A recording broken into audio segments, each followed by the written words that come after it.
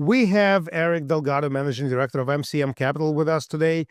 MCM Capital managing over 9 billion, yes, billion, of assets. Eric was one of the founding members of MCM Capital and played a key role in the rise to the top of U.S. private asset management firm and the market. He's also currently a managing director of Enzinga, a consulting and outsourcing firm focusing on business growth and long-term success. Eric, welcome to the podcast. Alex, thank you so much for having me. How are you? Pretty good. Listen, you are the celebrity. Come on. Everybody is looking at you as a godfather of business startups, and has a deep respect to what you do. Anybody who I touch, they know of you. They know of MCM Capital. So I'm very honored to talk to you. Oh, So thank you so much. of course, I have tons of questions. I guess before my questions, let's talk about the history, right? So I can tell you from my perspective and all the firms that I lead as a CEO, MCM is the household name, right? After the great financial crisis, on all the asset sales, MCM was one of the companies that took down billions and billions of dollars worth of assets, right? So how did it come about and what happened? Maybe walk me through the history, and that's going to be an interesting introduction to where we are today. Well, thanks, Alex, for having me. Number one. Number two, look, I think, what happened back in the '07, '08 timeframe and beyond, that was a black swan, right? And so, my small piece of that gigantic international galactic meltdown, um, was really in part because we had some smart people in the room who said to themselves, like, real estate's cyclical, right? There's it's a zero sum game. There's a winner, there's a loser, and and there's really not a lot in between. And in that particular part of the market, in that time frame, the founders of MCM put a team together and said, you know what, I'm going to make a bet on the U.S. housing, and I'm going to make a bet that says not only will this housing crisis be gigantic, it's going to be one where there's not a lot of stopgaps. There won't be a lot of solutions. I mean, keeping in mind back in '06, '07, '08, or early 2000s, all of these players were coming in and originating loans. The Bank of Americas, the Cities, the JP Morgans, and all of the subsidiaries of those big, gigantic institutional banks. What they didn't have, right? They could originate, they could underwrite, and they could fund loans really easily. But what they didn't have is they didn't have what they needed in that time frame, which was loss mitigation, right? And if you think about the loss mitigation arbitrage there, these companies weren't prepared for the tidal wave or the tsunami that was hitting in that time frame. And so because of that, we saw an opportunity to say, you know what, we can do it better. And by the way, we could do it better not because it was just an opportunity to make a few dollars, but we saw an opportunity to truly get into the housing crisis and help people. Now, Alex, you must have heard, how many people did you hear in that time frame that was reaching out to their servicer and couldn't get a hold of them? Oh, How, many. many, right? How many people were begging and pleading for a certain way out? They wanted to give Not equipped, right? Not Nope. equipped. Not equipped. These big box banks weren't equipped. And so what we did is we came in and we said, okay, number one, there's a problem here. There's a servicing problem here. Loss mitigation problem here. These banks aren't ready to hire 100, 200, 1,000, 2,000, 10,000 people to help solve these issues. Number two, when they were ready, they moved like a big, gigantic boat. Like, it takes them a long time to make things happen because of all the bureaucracy. We came in and we said, okay, number one, there's a problem. Number two, here's the solution. The solution was, let's get access to these loans. Let's go tackle these loans one at a time. And by the way, when we first started, we only had a handful of loans. This wasn't like we jumped in and we had 10,000 loans in our portfolio. We did one, then we did 5, then we did 100, and then that kind of snowballed. And we realized that by touching these individual borrowers and listening to these borrowers and understanding what they were trying to accomplish, not only could we get these borrowers in a better situation, but we could also say, okay, let's be a small part of the solution to the housing crisis. So that's how MCM was born, and we really became advocates of making sure that people that wanted solutions or options, we gave them those solutions and those options. And by the way, all these big money center banks were like, okay, well, if you guys are buying NPLs, we're sellers. And so that naturally turned us into one of the largest buyers of the NPLs in the NPL space during that time frame. Yeah, what was impressive, if I remember correctly, um, there were only a few players. You were one of the top ones of NPL buyer market, and a lot of funds stayed away. Now it's not the case. Now you see a lot of people fighting for products, and if I remember correctly, you were buying 25, 30 cents on the dollar, even less. While now it's a par. It's an NPL loan, and it's 100 cents on the dollar. So obviously there was an inflow of investors. That is that what you see, or what changed in the market dynamics for that market? Well, first off, I mean, I wish we were buying at 25, 30 cents to the dollar. I mean, look, the pricing was we were buying at discounts, right? Obviously, because that was the opportunity. And we were one of the few to jump in, and we really, again, back to the team. This wouldn't have happened without the right team in place, right? Without the right founders, without the right supporting cast, without the right founding members. Um, Really digging into and understanding at a loan level what we were getting ourselves into. Because underwriting these loans wasn't just underwriting portfolio. We literally would spend time underwriting each individual asset. But fast forward, as things started developing and more opportunities started coming, the market got really, really saturated with money, right? So a lot of people were like, okay, if these guys can do it, then we can do it. And what ended up happening over the course of the last, call it, 10 years, was players that have never touched this asset came into the market and not only touched the asset and bought the asset, but they pretty much made um, the asset pricing go, as you mentioned, to par. Like, and where's the arbitrage there? Where's the upside there? Right? Some of these guys were coming in, their cost of capital wasn't as high as others, and they came in and they bet just on the HPA, just on appreciation. And by the way, let's not discount that thought process. Let's not say that thesis was wrong, because if I look back at it, some of these guys were right. They just literally put money and said, "Okay, I'm just going to cross my fingers and hope that these assets just appreciated." And so right now, today, even today, I mean, we've got people in the marketplace that are coming in and paying prices that just, in our opinions, may or may not make sense. So that's what's happening in today's marketplace. A lot of people are jumping into it. There's a lot of people making bets that for some make sense, for others they don't. And so you're seeing the pricing of these assets increase, and they've been increasing.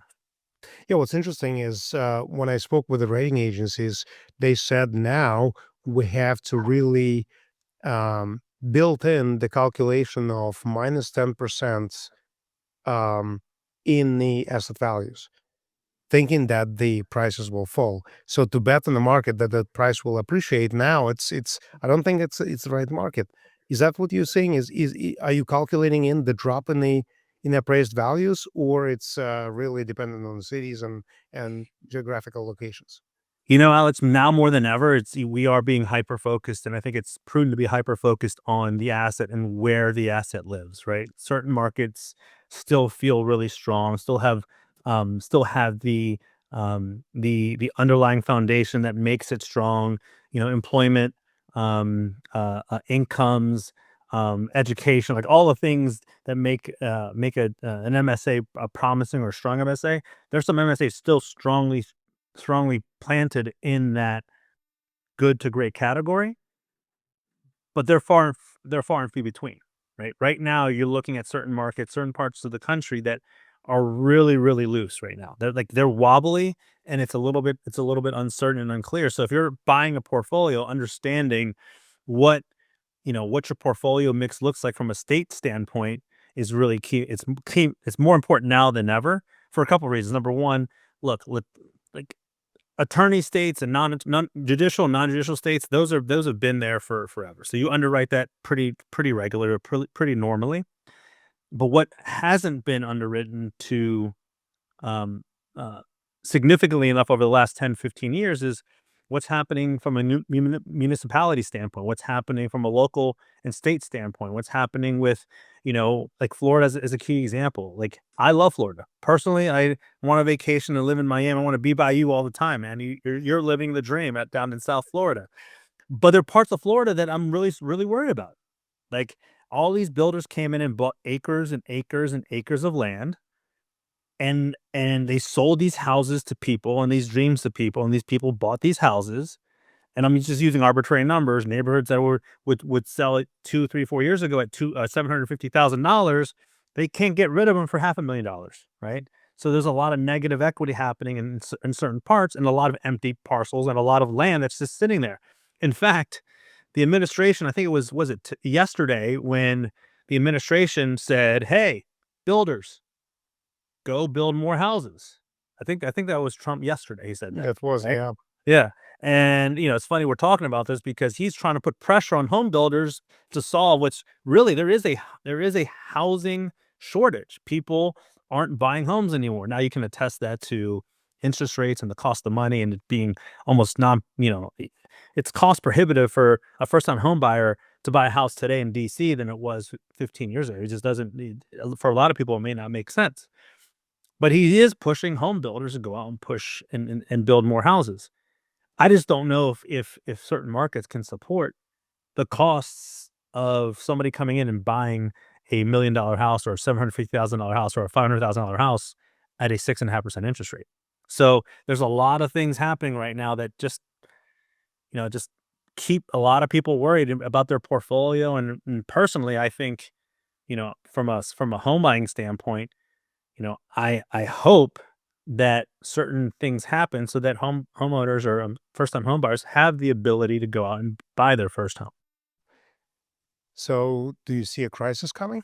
I mean, it Uh, sounds like you worried enough to say, are we in recession? Are we looking into a crash of some sector, and Mhm. a high unemployment um, type of dynamics? It's I was having this conversation this morning with someone, and for everybody who's saying everything's great, there's somebody else saying everything's not, right? And I think in today's market, there's really so many unknowns. There's so many things that, and I think that's hurting the market, is that people are most concerned with what they don't know will happen. Like, your typical schools of thought are out the window. Like, we're talking about, several months ago, the tariffs, it's going to do this, it's going to do that, and it's going to raise prices, and it's going to, the sky's falling. And sure, it raised prices, of course, right? And sure, it's leaving some impact, but it's nowhere close to what some of these pundits were saying, 4 or 5 months ago, that the sky was going to fall and it was going to be terrible, right? Um, Conventional wisdom would say bad. This is a bad thing, but you can't take conventional wisdom and throw it out the door. So it's really complicated in today's environment, because everything you think about housing and the way markets work and interest rates and the Fed fund cutting rates, and all of it's kind of being thrown out the window. And for me, when you say crisis, I don't, I'm skeptical to say that we're going to hit a crisis. In fact, I would kinda lean on the other side, saying where we might not, even though there's certain things that are concerning, right? Like jobs. Like, let's get the new unemployment number. Let's see what happens there. Let's see what's happening with, at some point, this talk about AI and how it's going to really change the way people work, and how people might not have jobs in a specific industry. Like, that hasn't happened nearly close to its fullest potential. Will it I think it happen? Yeah, I think it's 2 to 4 years away. The adoption is very slow, Yeah, because very people slow. that are in charge of adopting AI, they're the same people that put their staff together in a very efficient fashion to do a pipeline. And with the economy that's not operating at the full capacity, you don't need to deploy AI. You have people. Yes, you pay a little bit higher costs, but you can onshore, offshore, and you can staff, and there's not a huge difference and not a huge incentive. But in about 2 to 4 years, from what I see in banking and finance, it's a huge difference. Huge difference for every. I always say for every 10 people, you only need one with AI. O- or what I tell my team is, because I'm a big believer in scaling. Like, I believe here's the one of the biggest opportunities for a small to medium sized business owner to start really building their business to sell. I tell people, how can you take one person to do the job of 10, right?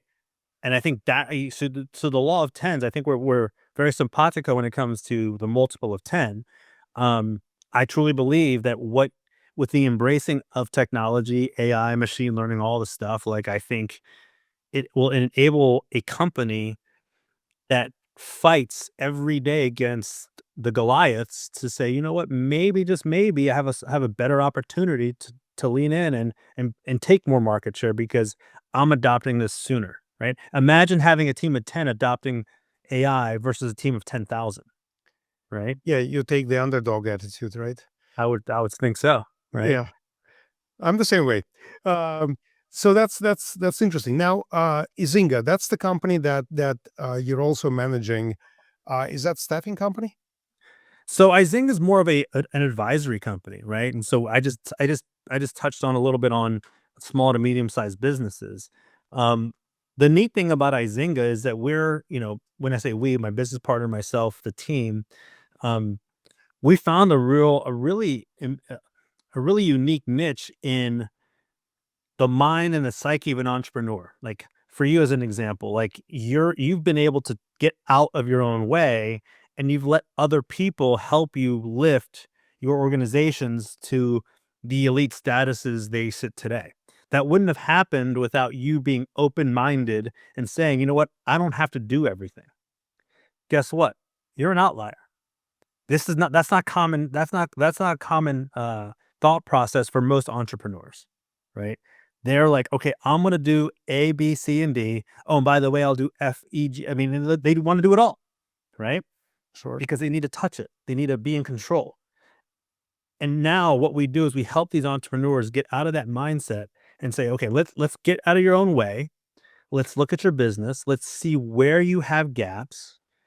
What parts of your department need help at the executive C-suite level? And instead of hiring a CMO, a CHRO, a CFO, people that would help elevate your business, why don't you talk to us and let's see if we can fractionalize that, right? And so we're heavy on the fractionalizing of those executive roles that can help an entrepreneur or business owner take their game to the next level. And that's the niche. Like, and do we have some resources offshore? Absolutely we do, right? But this business is operating on, with the intent of helping US businesses understand the need for help at the executive founder level. And so we've been able to capture that. Yeah, I think once you go through the sale of your company, at least once, you understand the structure of the business is a key component to make sure that you get the multiples that you think you should get. And if you're doing things by yourself, a company of one will never sell good. So completely agree Bingo. with you. Bingo. Now, can you comment on the interesting dynamic of this H-1B visa issue that Trump just announced, and people were panicking in San Francisco on a plane and deboarded the plane, thinking that they will never come back to the United States without paying $100,000. Do you think Trump is setting up, an offshore tax of some sort of tariff? What are your thoughts? I mean, look, I don't know enough about it. I just know that, it is a risk, right? For anybody who has business offshore, Yeah, there is going to be a risk. And I think there's something's going to happen. Now, I will say offshoring is $1 trillion business. Yeah, yeah. like it's not like a $5 million business. Like where everybody Plus, fucking and everybody does it to an extent, right? yes, So having what the rumor was or what he was saying was a 25% tax on offshore that's non-deductible, like, it's just really that 25% tax is like 50%, yeah. right? Um, will that happen? I don't think so. I mean, I think there's people, that have his ear that would probably convince him otherwise, but this is what he does. He gives you a number, and you're terrified of it, and then you guys try, people try to negotiate against it, and will that number land at 15, at 10, at 5, at 2? Look, I don't know what that answer is. I just think that that is a risk for anybody who's offshore. We're definitely paying attention because we have some business offshore. Um, but I'm also thinking, look, that this is probably a way to start having people think through what it is to bring, more jobs and hiring in the US. And I don't think that's a terrible thing either, right? Um, I just don't know if number one, I don't know enough about what's going to be rolled out. But number two, I also think it started a conversation, started dialogue, right? Like that's what, in my opinion, that's what this opportunity is how do you start dialoguing with big companies and really creating a good blend of onshore and offshore? Um, because I think strong companies, you know, should take advantage of the talent that's onshore, but also not ignore what's offshore because some of that talent is as good, as strong, as smart, but for less, right? Oh, I agree So with you. Absolutely. right? Yeah, so yeah, I know you have got a strong presence offshore. Yeah, exactly. So from any business perspective, you got to have onshore offshore present with a big lever that allows you to operate with, let's say, U.S. government that doesn't allow you to offshore in some cases, or with some of the funds there that don't care as long as the product is accurate, product is high quality, right? Right. So you have to have a present in both. Otherwise, it's not a business that generates the most efficient results. And Yeah. now, and I agree with you about Trump. He pushes you to the limit and see what happens, right? So he sees what sticks to the wall, and then how people react, and only then makes a decision. So he announced that, and all of a sudden, Jamie Dimon came out and said, "No, it's a bad idea." Then Zuckerberg and others, and now it's a discussion, right? We're talking about it, and it's an interesting topic, and then they'll probably listen and say, "Well, I tried, and it's not very wise," or maybe there's something there. I'll get a 5% on any offshore or onshore resource, whatever that might be. He actually did that already, right? With a tax discount with a software R&D expense, Mhm. where in US it's fully deductible based on the one big beautiful bill, and the offshore software resource is not, right? So I think he did it slightly in that way, but I don't think it was as extreme as people are talking about it today. Yeah. I mean, and who knows? I mean, again, that's part of the economic heartburn, right? Is there is a pun intended trump card, right? Like it's like you don't know where things are gonna land. You just know that you've got somebody, leading the country that's got all these ideas. And sometimes he explains them in a way that, makes sense and people can listen. In other ways, he explains them as though like he's punching you in the face with his ideas, right? So like it's, you know, I will say his bedside manners is not something he probably got an A plus in school. But again, he's creating ideas and he's creating discussions. And look, I don't know where this is going to land. I'm thinking to your point that onshore and offshore are both, having a blend for big companies, is not a terrible thing. In fact, I think it's a good thing. Um, and I think that we'll probably see something of a tax. I mean, I think that's probably going to be in the cards in the very near to midterm future for us. Yeah, I agree. Now that brings me to an interesting topic. We both are connected in some way to PBD. Uh-huh. You know who PBD is? It's Patrick Bet David. Huge podcast, big presence in social media. I think he's number two political podcaster after Joe Rogan, if I'm not mistaken. You visited Vault, which is his conference lately. I stopped by his studio as well. Anything that you heard from him that would be, you know, interesting to the audience, or something that's you say, well, I would recommend that anybody who is really entrepreneur to go and visit Bolt next year, and here's why. And does it make you change the way you think about everything around you, or economy, or businesses, etc., etc.? Well, look, I think a lot of people, politics aside, right? I mean, he tries to ride the middle of the line, right? And I commend him for that because it's hard. Um, but what he's really good at, and what you can't take away from him, is how he's been able to build, a business that helps companies grow. And so following, going to the vault and listening to him, I mean, his speakers, Dwayne Johnson, Tom Brady, Martha Stewart, like people that have actually gone into their profession and become the best at it. I mean, you can't discount Tom Brady's the GOAT.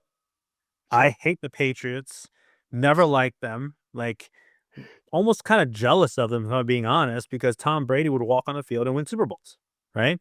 The GOAT, best. And listening to him a couple of years ago at the Vault was probably one of the most eye-opening experiences I've had at an event like that. Right, having him speak, and I still use those little nuggets with my son, about sports. Like, I still use those nuggets a lot. Then you had Dwayne Johnson. Dwayne Johnson, literally came into Hollywood. Everybody laughed at him, and he became, I think the number, believe, I think, might need a fact check on this, but apparently he is known by 60% of the world. He's the number one most recognized figure in the world, meaning 6 out of 10 people, no matter where you go, will recognize Dwayne Johnson or The Rock, right? Like, he went I from, believe it. Yeah. right? He went, and the numbers, 60% or 58%, he's the number one person, right? He went from nothing to wrestling to now this figure, right? And then you have Martha Stewart, and look, I listening to her and her ups and downs, she still manages an empire. And so the common thread here is, how do you follow success? Success leaves clues, right? And so he's been able to put together, um, thought leaders to help business owners become more successful. And that's something you can't take away from him, right? It's attitude and aptitude equals success. So if you have the aptitude and you got the right mindset, the chances of you becoming a successful entrepreneur grows exponentially. And so when I listen to his podcasts or I go to his events, I literally walk away with, 1, 2, 3 great things that I bring back and I share with my team, my kids, my family, my friends, right? It's just he's a really interesting, person. He's done a really incredible job getting people to start thinking about business in a different way. Interesting. Yeah, I mean, I love his podcasts. Very common sense guy, great analysis, great storyteller. And he surrounded himself with the great team. Tom is great. Adam is great. I had the pleasure hanging out with Adam a bit. So it was really a great experience. And the team he put together is something that anybody can be envious of. He has a team of people that are in business developments, in the consulting, and the gym is right there in the room of where people work, so you can go exercise, and then you can have coffee and drinks, and they cheer every time somebody converted a client. It's a great atmosphere. It's reminds me of that movie where you ring a bell on every sale type of thing. Hmm. Yeah, yeah. um, but let's touch on the business scaling, right? So this is something that I'm sure that you get out of the PBD conference, right? Anything that you would give a nugget to the audience on a business scaling in current environment, right? To me, it's tough because it's so unpredictable. But other, a usual steps that you would say, all right, for any business, mortgage and finance or banking or anything out there, those are the steps that you would recommend anybody to take. So, first and foremost, like, let's talk about why you're in business. Like, there's two type of businesses. So, number one, most people, this is the majority, build a business for a lifestyle, right? So their business is built so that they can pay their mortgage, drive in the car they want to drive in, go on vacation, pay for, you know, other things, school and whatever other toys they want. Um, and they're okay with that, right? Every month they know that their business is going to be generating X amount of dollars, and hopefully they're wise enough to put some of those dollars away in case of a rainy day, but most business owners are building businesses for their lifestyle. What I get from talking to these business owners is, again, back to getting out of your own mind, getting out of your own way, is build a business for a legacy, right? And so, like, I think rule number one is, why are you building the business? Are you building it for a lifestyle? If that's what you're doing, there's zero wrong with that. Like, I'm not going to sit here and tell you, oh, that's a terrible idea, and like, shame you. But I then start asking questions and say, don't, but what about your legacy? What about your kids? What about, what about the things that really mean stuff to you more than just the money, right? And part of that legacy is what? Building a relationship with your family, building a relationship with your spouse, with your girlfriend, with your wife, with your husband. You can't build those meaningful relationships living in a business that requires 80 hours a week. And a lot of people in that lifestyle business are putting in blood, sweat, and tears. But if you're building a business for legacy, not only are you going to build stuff that outlives you, you're going to be able to live while you're here in a business that allows you the time. You and I were talking about this the other night. Like, my currency is time, right? Like, it's not the dollars, it's the time. It's the time I can spend with my kids, with my parents, with my friends. I value that more than anything. Right. And so that's number one is why are you in business? Is it for a legacy or is it for a lifestyle? If it's for legacy, let's talk to how to build that. Number two is build your company, build it to sell. You might not ever want to sell it, but if you really go into this business and say, okay, I want to build my company to sell, and start understanding the dynamics of what are people going to want to see in order for them to give you an offer, and you realize that it's not just like a business of one person is not really sellable, but a team and a people and an infrastructure and processes and procedures and clients, and like, that's sellable, right? So how do you build a business to sell? And to get there is number three is, how do you get there? By not knowing your numbers. So know your numbers. Like, you're not going to be able to build a business to sell and hire, this person or that person or this fractional person or that fractional person, or spend this money on marketing. You're not going to be able to do any of that unless you truly know your numbers. And what's really amazing is when I start talking to a lot of these business owners, I start realizing the majority have no idea what their numbers are. They just want to see a bank account with money in it. That's right. They have a That's it. number in their head. You Yeah. know, I think my business is worth $20 million. How did you get there? I don't know. 20 is a number that makes me happy. Right. Right. And so not knowing your numbers and stepping back and saying, okay, like, most business owners aren't CFOs, but they just know that the money's coming in. They have more revenue than they have expenses. And to them, that's good. But what if, I've got clients right now that are doing tens of millions of dollars in revenue, and they're making good, they're very profitable. But imagine if I could change that profitability and give you an increase of 5 to 7%, right? Or 10%. So you're making $10 million. What if I was able to say I can give you $11 million by really understanding your cash flow, your AR, your AP, knowing your P&Ls, knowing your forecasts, your pro formas. When I say these to people, they're like, I don't have a pro forma. I don't have a budget. I don't like, and so, like, we sit them down and we understand, okay, know your numbers. Because if you know your numbers, you're able to create a business that's built to sell, and you're able to create your legacy, right? So it's like one, two, and three, right? And so that's what, for me, that's how scaling a business starts becoming really fun for those business owners. I think you have to ask the right questions as well. As a business owner, I'll give you my example. So in 2018, 2019, I had two offers to buy my company. And that was a pretty big number. And I spoke with my wife. Listen, somebody is willing to pay this much money. And she asked me this question, "But how do you know if it's the right price?" I said, "I don't. It just seems like a large number." She goes, "You'd better go back and calculate." So after I calculated, it's it's a 3-year break even point for me to just grow the company the way I am, and then get the same amount of money. And I go, "Yeah, you're right. It doesn't sound right. Typically, the multiple should be, in our business, 10, 12 multiple." And then you look at this and then you say, okay, you have to ask the right questions. How can you increase that multiple? Well, by growth, by scaling.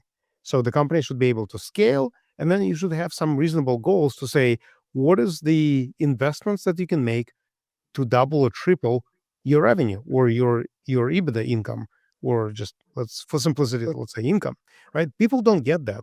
They just operates as a standalone company. They don't pay attention to pro forma. People don't know Mhm. what it is. Mhm. It's what's pro forma to somebody who goes in and out, every day to the business, and then they do the best they can, and they deliver the best product, but they don't think about, CPA type of questions, right? So to me, you're absolutely right. I mean, people don't build the business for sale, and in fact, you need a CPA. You need somebody who will, probably Zinga would provide that, right? Yeah, I mean, look, I think part of what, part of why I jumped into and started really focusing on Izinga is because I learned these lessons. I'm a serial entrepreneur just like yourself, right?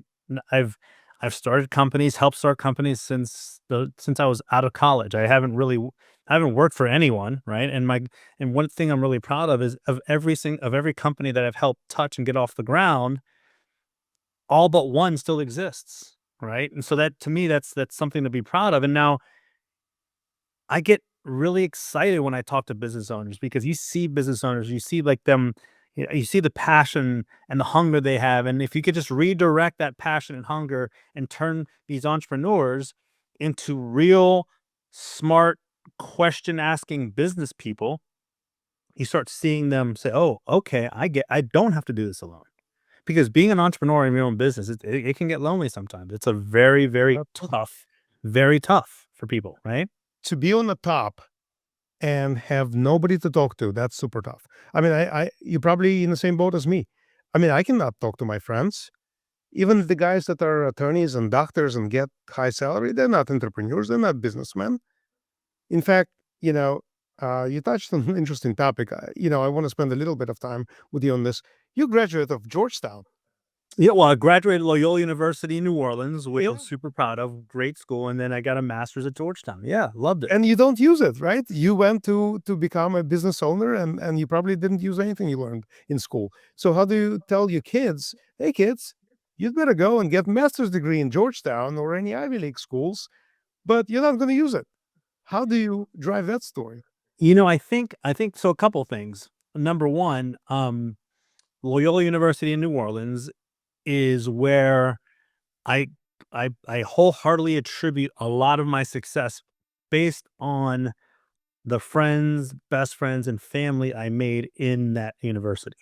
Now, did I learn a lot? Sure. Like it's college and you learn things. And did I have mentors? I literally said happy birthday to one of my mentors, Dr. Goolsby. He turned 75. I called him on Saturday. Um, one of my mentors, I appreciate him, Dr. Barnett, another mentor. Like I made mentors, but I also made some really, really strong friendships there that will be lifelong. My Some of my best friends, you know, are from there. In fact, you know, one of my best friends, I literally when I go to New Orleans and I was there on Friday, we wake up at 5:30, we go to the gym, and then we walk for 2 hours. And he's an entrepreneur. In fact, he and I were he's my first business partner. And he took what we started back in 2001, and turned it into now what's the premier um F&B food and beverage company in New Orleans. He's a hotelier. He's opening up places in Nashville, Atlanta's coming online next month. Like he's crushing the game, and we're family, like we're brothers. And so we literally talk about business and life and kids and all the things in those walks that we have. So I was fortunate to make friends and my network and have mentors at undergrad. At graduate school, look, it's a name and it looks good. And I learned stuff there as well, but my network wasn't as strong because everybody taking a master's degree, a lot of people were busy. Like they didn't have time to like cultivate things, right? And so I will say to my kids, like, let's look at going to undergrad. Let's look at your network. Let's see who you can become friends with and let that network shine, right? And I truly believe that the network is good. Now, on the flip side, if one of my kids came to me and say, "Look, I'm going to be a tradesperson and I'm going to be a plumber, HVAC, or can I really argue that point today? When college costs $100,000 a year to go to, but they go to a trade school and within 6 to 12 months, they got a trade that's paying them $100,000 a year to work in. So, like, like, it's becoming really interesting. It's the conversation becoming interesting, and layer the AI on top of that. Like, are the universities teaching students how to take advantage of AI? I don't know, right? So, my daughter's a junior right now. She wants to go to Georgetown. She's looking at Georgetown. She's looking at Duke. She's smart. She's dynamic. She's involved. She's a wrestler. Love her to pieces. And I just hope that whatever school she chooses to go to, I'm going to support, but it's not just for the learned lessons, it's for the network and to make her a more worldly individual. Yeah, remember you met my son at one of the events? Yeah, the kid's Okay. a stud. So yeah. So he finished just 2 years of Penn State. And then he says, "Dad, I don't need college anymore." I said, "Why?" Just because, you know, 30% of college is electives and 70% are taught by professors that don't use the current set of tools that you need to succeed in business, like AI tools. So he has a team of, 7 people in Philippines. He has, probably 10 AI tools that he needs, and he's driving, very big numbers, bigger than any, attorney or doctor that I know. So can I blame him? No. No, heck no. No, kids nowadays, they know more than us at the time we graduated. So I said, whatever you choose, college or no college, I'm sure that kids nowadays they can succeed if they have the right mindset, if they're like you and me, entrepreneurs, go-getters, still maintaining that relationship and that attitude. I think they'll be successful. I think so as well, for sure. I mean, he was an impressive young man, and to your point, he's dialed in. Oh Like, yeah, here's a kid who's like, you know what? Like, I don't care about living in Miami. In fact, I don't like it. How many young men are like, you know what? I don't want to live in this amazingly awesome hot city full of all these distractions. exactly. We didn't, right? Because he's Yeah. hyper focused on becoming uber successful. Yeah, that's exactly right. I mean, he says, "Dad, I'm moving out of Miami. It's too many distractions. I'm being dragged here and there. I don't like it. I want to be staying focused on business." So good for him. Not a Good lot for of him. people can do that. Yeah. That's right. Amen to that. Yeah. Let's come back real quick. To our banking and finance and mortgage markets, right? So I wanted to make sure that we cover some of the things that you see on the market today, dynamics, are you a buyer or seller in today's market, or you're just maintaining your portfolio, any delinquency rates, MSRs, anything that you can comment on that will benefit to my audience here. Well, look, I think part of this business is being diversified, right? Like, you know, being super focused on one asset class. Um, Great, sure. I mean, people will tell you that's just, be the master of, what is it? Master of all, whatever. Jack of all trades, master of none. Well, Yeah, and exactly. yeah, in business, I think, you kind of need to diversify. And so I would say you're seeing a lot of companies diversifying. A lot of companies are saying, okay, well, let me have this department, but let me also grow this concept because real estate's a huge flywheel opportunity, right? Like, so many things can be born from real estate. And if you do it right, the ecosystem that you can create from real estate can literally be the best flywheel of all time. And so for companies like us, like MCM as an example, well, one of the things that we decided to do was to turn, when we weren't buying a ton, we're like, we got these resources, we know loans, we've got a bunch of team members, let's start originating. And so we started originating, DSCR, fix and flip, um, RPL, like all of it. And that effort has made us or allowed us to grow as to become one of the top originators in that space since 2015. And again, that's because we said to ourselves, why aren't we doing stuff that's related to real estate? And so I think diversification of businesses you'll see a lot of. Pricing from an asset class, from an NPL REO standpoint. I mean, I still think we have a long way to go to see anything minutely close to the REO cycle of 2007, 2008, 2009, and beyond, 10. I think the REO business is still going to be somewhat dry. There will be REOs, but I also think that the defaulted mortgage will become the NPL will become another, we'll see a cycle of trades happening soon again. Pricing is still a little wonky. I think some people can no longer, people will no longer be able to say, okay, I'm just going to follow the appreciation index. That's not going to happen anymore, to your point. And some people are saying -10. So that'll be in the underwriting. Um, I think a lot of companies that have been originating fix and flips are probably sitting on a default portfolio. So if you're looking to buy assets, I would say, calling some of these originators would be an ideal solution. Maybe not the national guys, but the regional local guys. There's a lot of them out there.